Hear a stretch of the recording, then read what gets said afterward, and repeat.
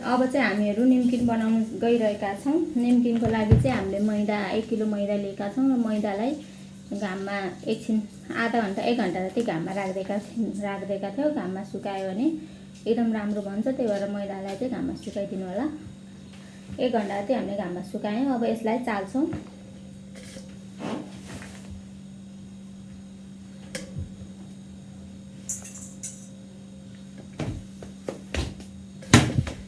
थोरै गरेर पहिला चालौँ।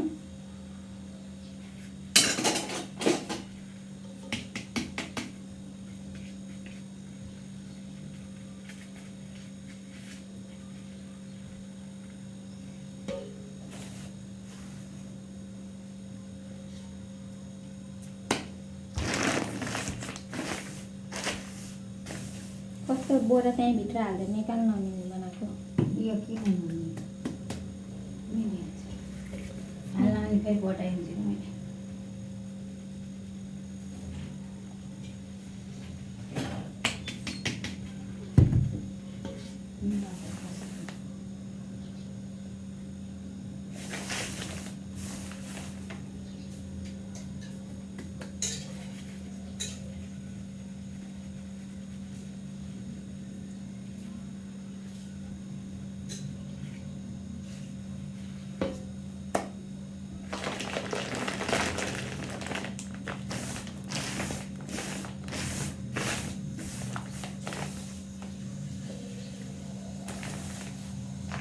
आउनु त यो खनाउनु।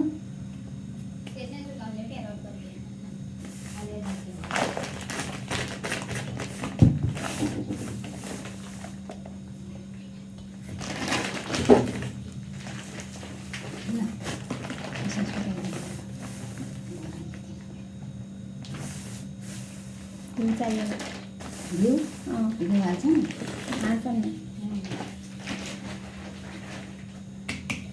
मैले चाहिँ पिठो चालिसकेको छु। अब सुरुमा चाहिँ यसमा हामीले घिउ ज्वानो नुन मात्र हालेर मुछ्छौँ, पछि बल्ल पानी हाल्छौँ। अब पिठो यहाँ छ। अब ज्वानो हाल्छु म। ज्वानोलाई चाहिँ तपाईहरुले अलि 2-3 टेबलस्पुन हाल्दा हुन्छ। यसरी माडेर हाल्दिनु होला। यसरी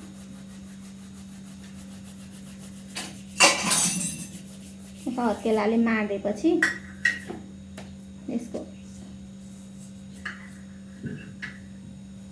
मैले चाहिँ 2 टेबलस्पुन जति लिए 1 किलो मैदालाई। पत्रे निम्किन बनाउन जाँदैछौँ हामीहरू चाहिँ। अब यसमा हामीले घिउ हाल्छौँ। घिउ अलि हाल्छौँ। 3-4 चम्चा ठुलो चम्चाको 4 चम्चा जति हाल्दैछौँ।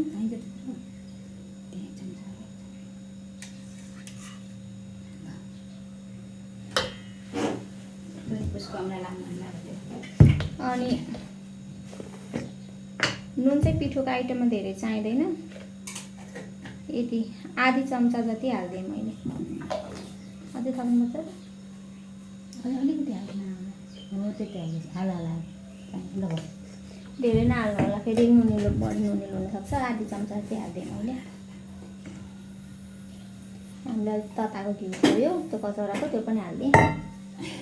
यसैमा मार्दैन।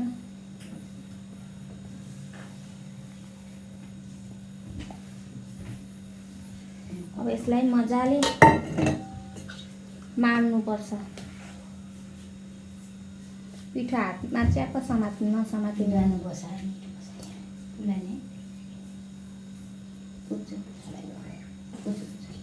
नसमातिन्जेलसम्म च्याप्प हातमा यसरी समात्ने हुनुपर्छ यसरी। अनि बल्ल हुन्छ। पहिला माडौँ घिउले मजाले। उठेरै मार्दिन्छ। आउला नि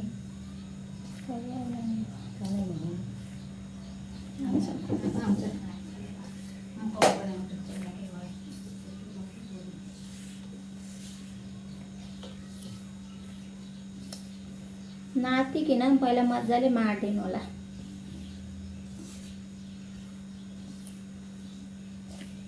तिहारमा चाहिँ गुलियो रोटीको साथसाथै निम्किन बनायो भने चाहिँ नुनिलो पनि हुन्छ, गुलियोले मात्र मतमताउँछ।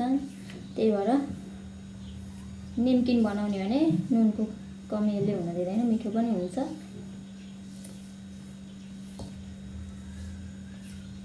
पत्रे निम्किन बनाएर राख्नुभयो भने तपाईँहरूले केराउ आलुको तरकारी बनाएर चाटको रूपमा नि खान सक्नुहुन्छ।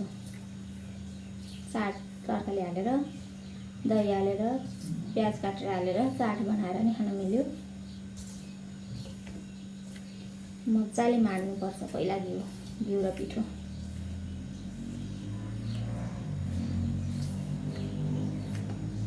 समातिनुपर्छ। म चाहिँ थप्छु अलिकति।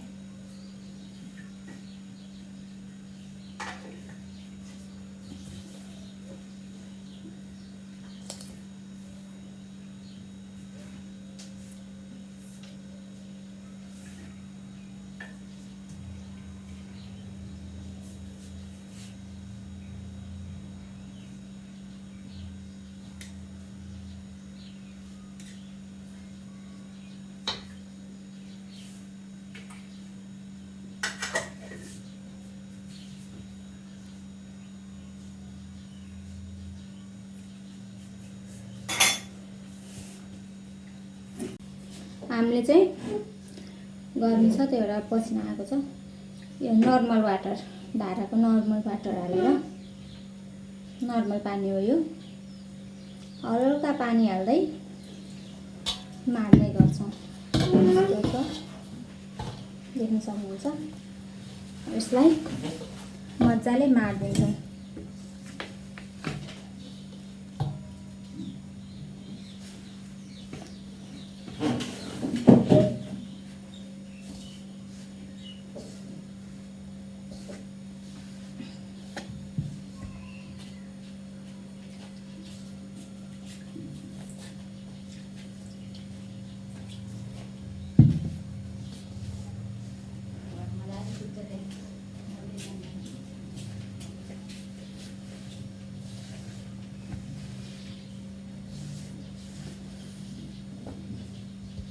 पानी हाल्दै माड्दै गर्नु होला।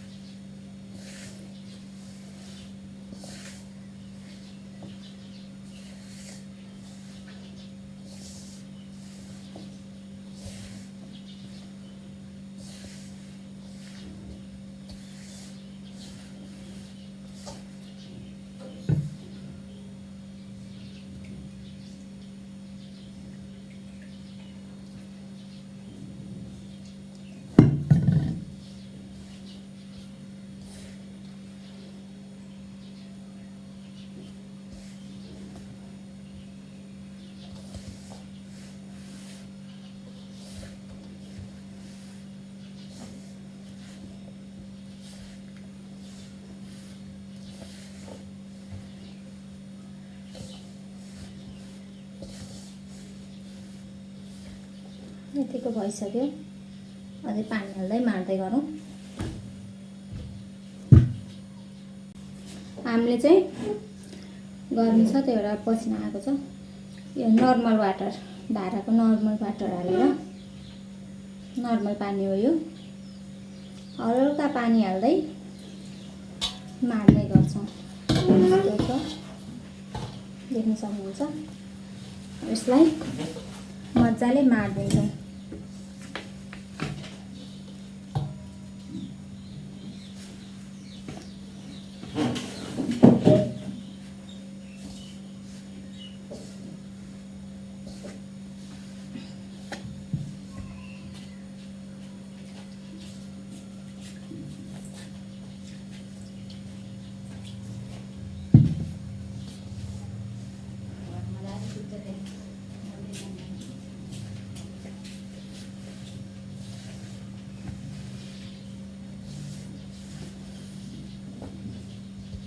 पानी हाल्दै माड्दै गर्नु होला।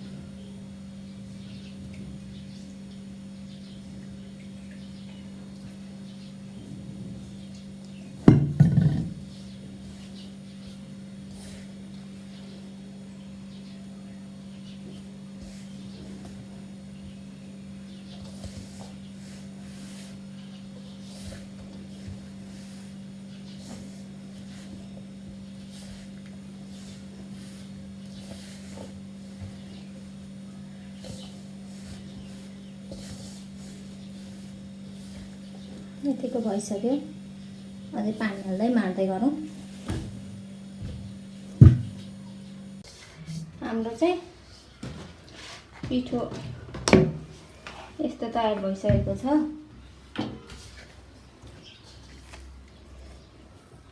अब यसलाई चाहिँ हामीले प्लास्टिकमा हालेर आधा घन्टा रेस्ट गर्न राख्छौँ अनि त्यसपछि बल्ल बनाउँछौँ।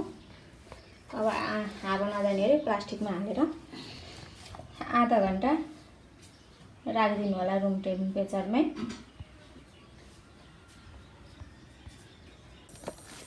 अघि माडेर हामीले रेस्ट गर्न राखेको पिठो यस्तो भइसकेको छ। अब यसलाई चाहिँ हामीले सुक्खा रोटी जस्तै पातलो गरेर सानो यस्तो डोलेर सानो डोलिँदै पातलो गरेर तेल लगाएर बेल्छौँ।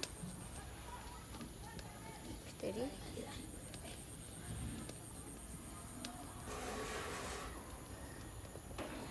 तेलमा सेक्नु होला।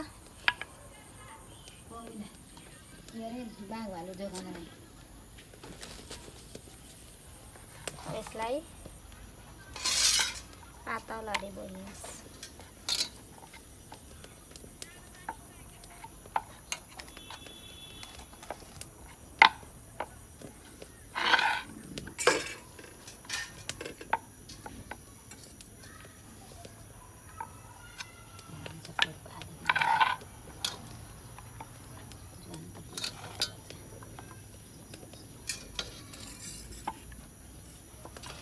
कराईमा चाहिँ तेल बसालिसकेका छौँ।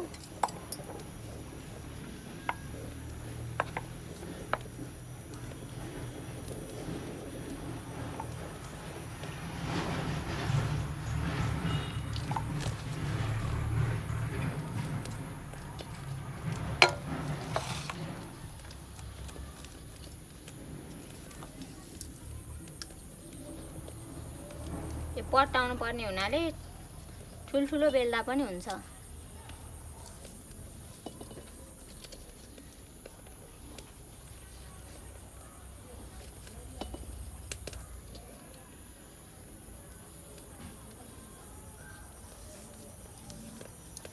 पकाउनुहुन्छ।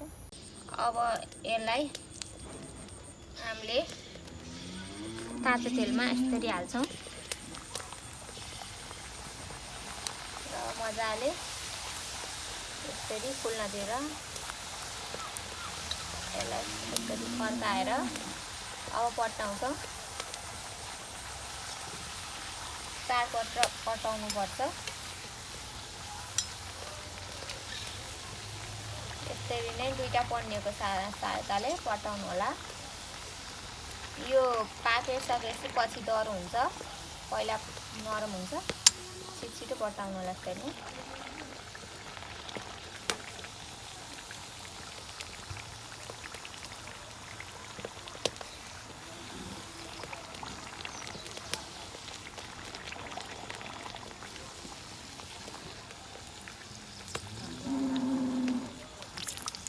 अब यसलाई यतिको रेड भएपछि पाकेपछि निकालिदिनु होला।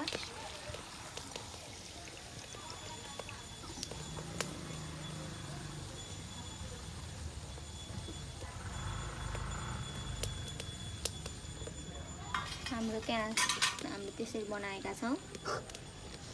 अब अर्कोलाई नि त्यसरी नै हाल्छौँ।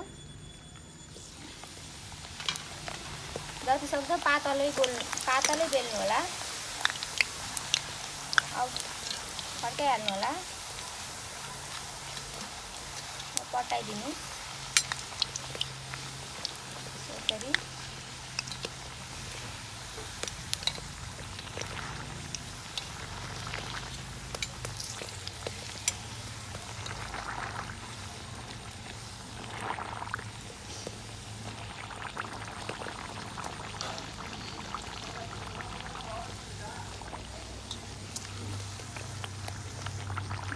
मिडियम हिटमा राखिदिनु होला फ्लेमलाई।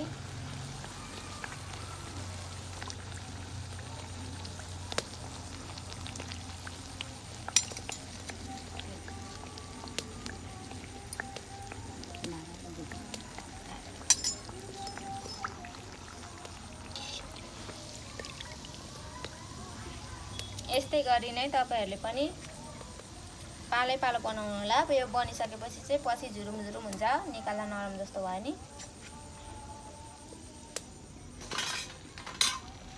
झुरुम भइसक्यो झुरुम भइसक्यो।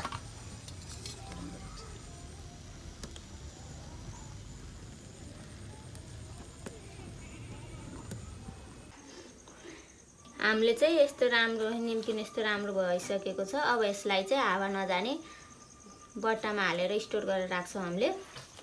तपाईहरुले पनि तिहारमा यस्तै नै निम्किन बनाउनु होला।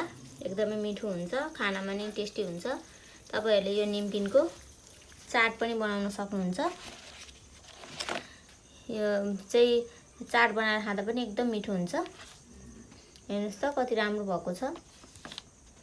यति भन्दै तपाईहरुलाई चाहिँ चिनी रोटीको खुर्माको रेसिपीहरु चाहिन्छ भने हाम्रो च्यानलमा छ, गएर हेर्न सक्नुहुन्छ। हाम्रो च्यानललाई लाइक, सब्स्क्राइब, कमेन्ट गरिदिनु होला। Thank you so much.